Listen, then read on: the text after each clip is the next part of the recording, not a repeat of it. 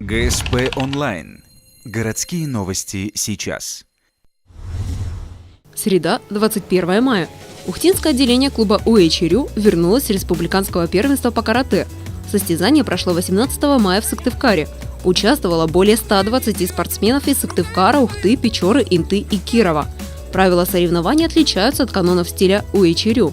Главная особенность кроется в том, что дети привыкли драться по 2 минуты без остановок. В Сыктывкаре им пришлось привыкать к принципу икен-хицагу, то есть одним ударом наповал. Бой останавливался после каждого выраженного удара. Однако, несмотря на непривычную тактику, все бойцы выступили хорошо.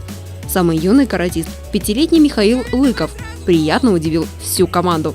Его первый турнир, первый дебют, но, скажем так, он довольно-таки достойно отработал. В первом же бою им попался молодой человек, то есть оппонент, который занял первое место. То есть он попал, скажем так, сразу на самого сильного, достойно проиграл бой, не в сухую.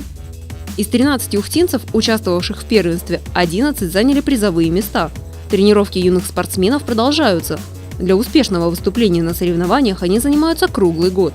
Тренер Евгений Прахов планирует организовать летние сборы с приглашением инструктора из Москвы.